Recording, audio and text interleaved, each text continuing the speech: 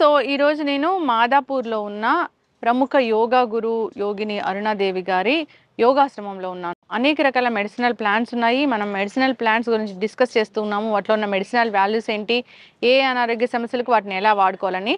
So ఇది వేప చెట్టు మనందరికీ తెలిసిందే, చాలా పవిత్ర వృక్షంగా మనం భావిస్తూ ఉంటాము. సో దేవాలయాల్లో కూడా దీనికి పూజలు చేస్తూ ఉంటారు.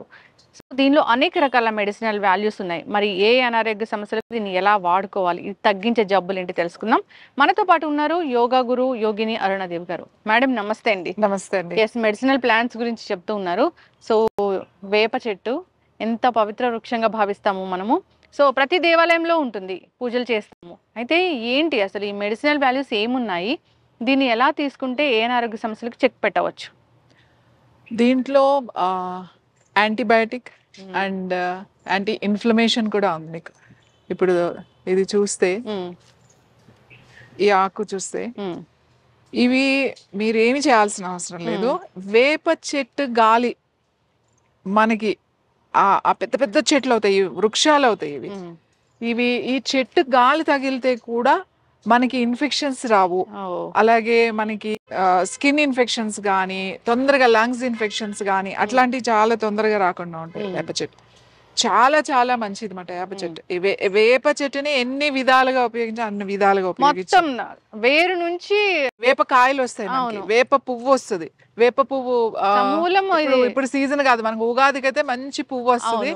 ఆ పువ్వు కూడా మనకి ఉపయోగపడుతుంది. ఆ పువ్వు కూడా మనం బాగా సీజన్ లో ఆ పువ్వు కనుక తీసుకుని దాన్ని కాస్త నీడలో బాగా ఆరబెట్టేసి డ్రై అయిపోయిన తర్వాత ఒక గ్లాస్ బాటిల్లో పెట్టుకుని, ఎప్పుడైనా ఏదైనా ఫీవర్ వచ్చి, లేకపోతే ఇన్ఫ్లమేషన్ అంటాం కదా, కాళ్ళు వాయడం, లేకపోతే సర్క్యులేషన్ సరిగ్గా అవ్వక ఈ కాఫ్ మజిల్స్ అవి వాస్తాయి, కాళ్ళు అవి ఉబ్బుతాయి, చేతులు అవి ఉబ్బుతాయి, ఎందుకో ఉబ్బునియో తెలియదండి, ఉబ్బుతాయి అప్పుడప్పుడు అంటారు.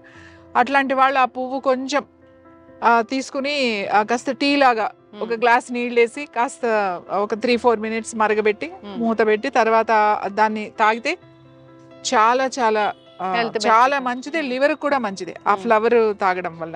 అంటే లివర్ డిటాక్స్ అవుతుంది. అట్లా డిటాక్స్ అవడం కన్నా కూడా లివర్ కు అంటే లివర్ సక్రమంగా పనిచేయడానికి కూడా అది ఉపయోగపడుతుంది, మెరుగుపడుతుంది. ముఖ్యంగా ఈ వాటర్ లోపల ఉన్న ఎక్సెస్ వాటర్ ఏదైనా ఉంటే కూడా అది మనల్ని డ్రైన్ చేస్తుంది, తగ్గిస్తుంది. ఏది పువ్వు చెప్తున్నా నేను. ఇది అన్నిటికీ మంచిది, స్కిన్ కి మంచిది.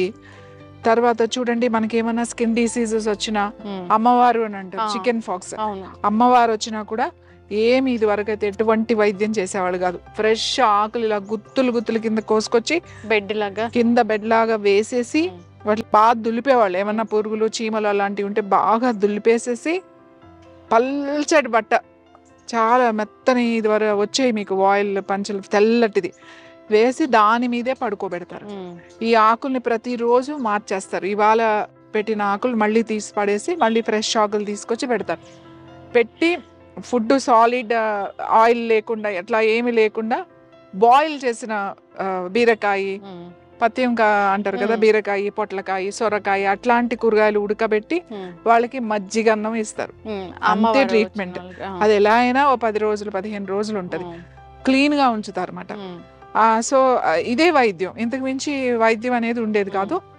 ఇంకా వచ్చినప్పుడు కళ్ళు రోజు ప్రొద్దున్నే కొంచెం ఒక చిన్న కప్పు ఫ్రెష్ కళ్ళు, తాటి కళ్ళు తాగిపిస్తారు. ఎందుకు అని అంటే కూల్ అవుతుంది బాడీ అంతా కూడా, కూల్ అయ్యి ఏమైనా ఇన్ఫెక్షన్స్ కూడా తగ్గిస్తుంది, ఆ వేడి తగ్గిస్తుంది. వాళ్ళకి లోపల నుంచి మంట, అన్ని పుండ్లు పడిపోయి మంటగా ఉంటుంది. అమ్మవారు శాంతిస్తుంది అమ్మవారు అని చెప్పేసి ఎందుకంటారంటే యాక్చువల్లీ కూల్ అవుతుంది, కూల్ అయ్యి వాళ్ళకి హాయిగా కాస్త రెస్ట్ లో నిద్రపోతారు. సో అది తాగిపిస్తారు ఈ వేపాకులు. ఇంకా మనం క్లెన్జింగ్ కోసం ప్రతిరోజు మన బాడీ క్లెన్స్ అవ్వాలంటే వీటిల్లో మనం ఏం చేయాలంటే, ఈ ఆకులు మంచిగా ఆకుల్ని ఇట్లా, ఈ ఆకులు ఉంటాయి కదా, ఒట్టి ఆకులు ఇట్లా, ఈ ఆకులు తీసుకుని పచ్చి కడిగేసిన తర్వాత ఈ పచ్చి కొంచెం చిన్న రోల్ పెట్టుకుని నూరుకోవాలి. పచ్చి పసుపు కొమ్మలు ఉంటాయి కదా, ఇప్పుడు సపోజ్ ఇన్ని ఆకులు అనుకోండి, ఇన్ని ఆకులు ఎంత అవుతుంది, ఒక చిన్న బాల్ అవుతుంది. ఒక గుప్పుడు ఆకులు వేసుకుని ఇంత ఒక 2 ఇంచులు పచ్చి పసుపు కొమ్మ దొరుకుతుంది కదా, 2 ఇంచులు పచ్చి పసుపు కొమ్మ వేసుకుని కొంచెం దంచేసేయాలి. మిక్సీలో వేయకండి, మిక్సీలో వేస్తే మరీ మెత్తగా అయిపోతుంది అన్నమాట. అది అలా కాకుండా మన రోట్లో గట్టిగా ఇట్లా దంచితే కొంచెం గట్టిగా వస్తుంది. చిన్న చిన్న ఆకులు ఉన్నా గట్టిగా వస్తుంది అన్నమాట. దాన్ని ఏం చేయాలంటే చిన్న చిన్న కుంకుడికాయ గింజల అంతంత చిన్న చిన్న బాల్స్ చేసుకుని ప్లేట్లో పెట్టేసేసుకుని ఎండ్లో పెట్టేసేయండి. ఎండ్లో పెట్టేస్తే ఏమవుతాయంటే అది గట్టి పడతాయి. అవి ఆరిన తర్వాత అవి తీసుకుని ఒక గాజు సీసాలో వేసుకోండి. వేసుకుని పెట్టుకుని ఎప్పుడైనా క్లెన్స్ చేసుకోవాలి, లేదా రోజు ఒక నెల రోజులు ఒక 40 రోజు మండలం అలా పెట్టుకుని రోజు పొద్దున్నే లేవగానే ఒక బౌల్ వాటర్ ఇంటేక్ వేసేసుకుని ఒక గ్లాస్ వాటర్ తాగేసేయండి. సో చాలా బాగుంటుంది ఇది. మేము ఇప్పుడు యోగాలో ఎవరు జాయిన్ అయినా కూడా ఇది చేయండి అని చెప్తామట. క్లెన్స్ అవుతుంది మీకు బాడీలో మీకు మనకి యాంటీబయాటిక్ అవసరం లేకుండా ఇది పనిచేస్తూ ఉంటుంది. అప్పుడప్పుడు మీరు ఒక నెల రోజులు అట్లా తీసుకుంటా ఉండండి. ఇయర్ లో కనీసం ఒక 2 months ఇది తీసుకుంటా ఉంటే చాలా బాగా పనిచేస్తుంది. ఇంకా ఎక్కడైనా మనకి స్కిన్ మీద దెబ్బలు తగిలినప్పుడు, అలర్జీ లాగా ఏ పుళ్ళు వచ్చినాయి లేకపోతే ఇట్లాంటివి వచ్చినప్పుడు, స్కిన్ ప్రాబ్లమ్స్ ఉన్నప్పుడు ఈ ఆకులు తీసేసి పసుపు కొమ్మ ఇట్లా నూరేసి మంచిగా నలుగు ఎలా పెట్టుకుంటాం అలా బాగా నలుగు పెట్టేసుకుంటే, నలుగు పెట్టుకుని స్నానం చేసేసారనుకోండి, ఆ స్కిన్ మీద ఉన్న ఆ ఇది అంతా కూడా మీకు పోతుంది. ఆ అలర్జీ బాగా తగ్గుతుంది. ఒకసారి యాక్నెస్ వస్తాయి, అవి చీమ పసు ఉంటది లోపల కారుతూ ఉంటాయి. అట్లాంటప్పుడు ఇది పచ్చి పసుపు పేస్ట్ లాగా చేసుకుని, ఈ ఆకు పచ్చి పసుపు పేస్ట్ లాగా తీసుకుని ఆ పేస్ట్ని ఎక్కడ యాక్నే ఉందో అక్కడే అట్లా అంటించి అలా వదిలేసేసి నైట్ అంతా, లేదా ఒక 1 hour వదిలేసి తర్వాత క్లీన్ చేసుకోవాలి. సో అలా క్లీన్ చేసుకుంటే యాక్నే కూడా బాగా తగ్గుతుంది.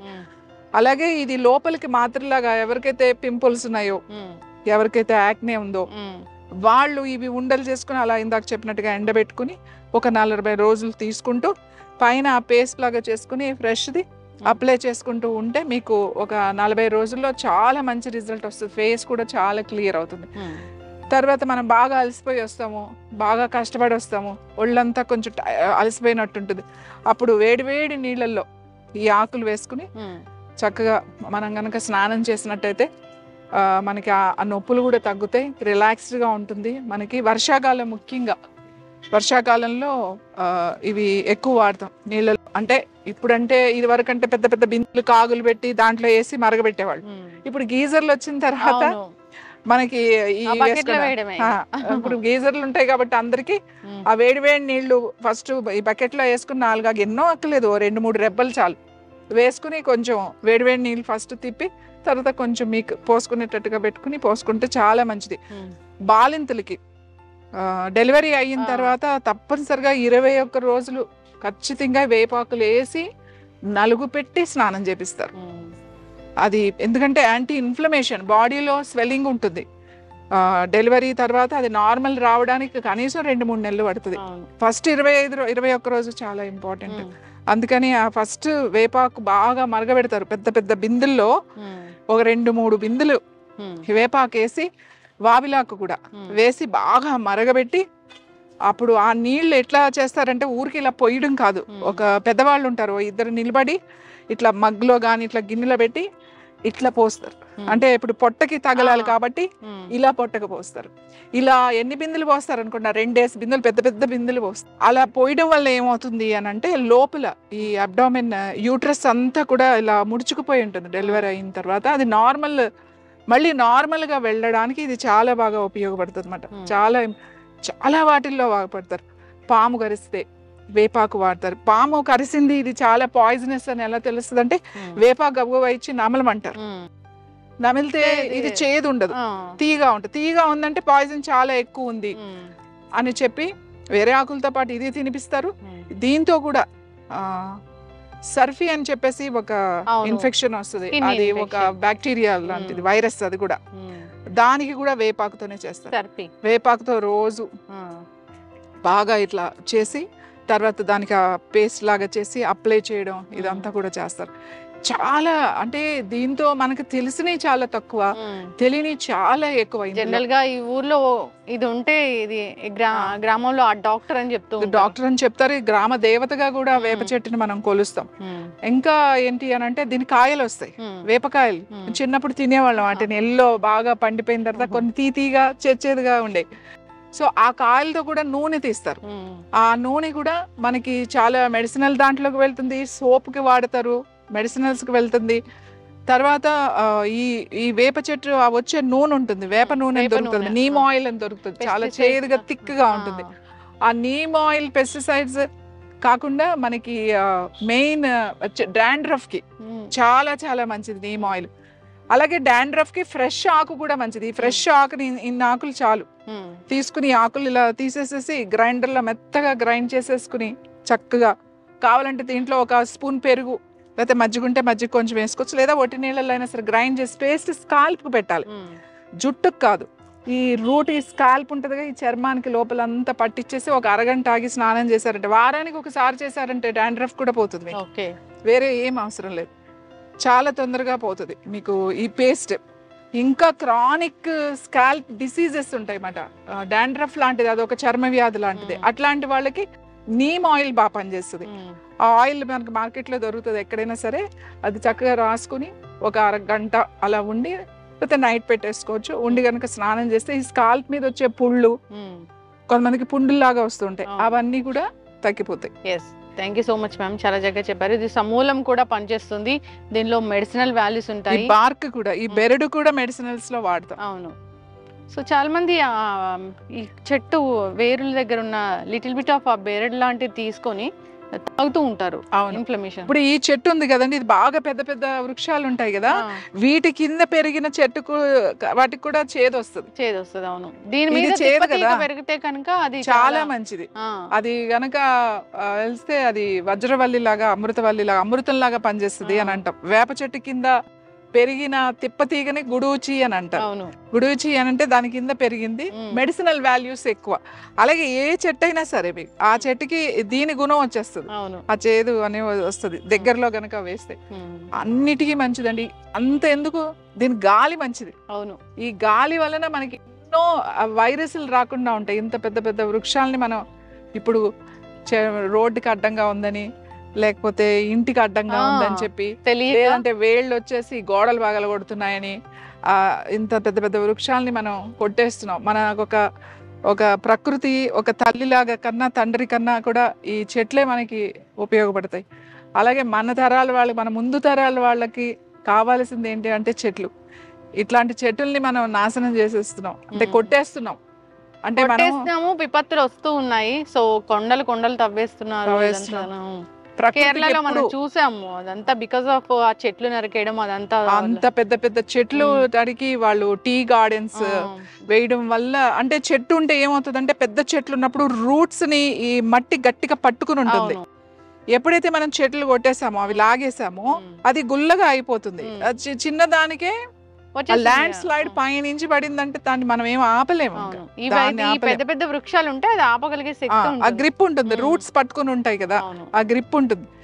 చెట్లు చాలా మంచిది. మనం కావాలంటే చిన్న ఇళ్ళు కట్టుకుందాం, కావాలంటే ఎక్కువ మంది, అంటే ఎవరికి వాళ్ళే సెపరేషన్ వచ్చేసింది, ఎవరి ఫ్లాట్లు వాళ్ళకే, ఎవరు దానికే వచ్చేసరికి ఈ ఫ్లాట్ కల్చర్, అపార్ట్మెంట్ కల్చర్ ఎక్కువైపోయిన తర్వాత కొండలే కాదు, వృక్షాలే కాదు, ఏమీ కనబడకుండా ఒక కాంక్రీట్ జంగిల్ అయిపోతుంది. ఖచ్చితంగా మ్యామ్, చాలా చక్కగా చెప్పారు.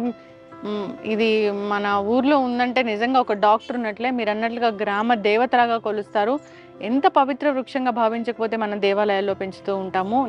మొత్తానికి సైంటిఫిక్ రీజన్ చాలానే ఉంది, అనారోగ్య సమస్యలను తగ్గిస్తుంది, వాడుకోవాలని కోరుకుందాం. అట్లాగే వాడుకోమన్నారు కదా అని చెట్లంతా దీన్ని అంతా కట్ చేసేసి అలా పాడు చేయొద్దు.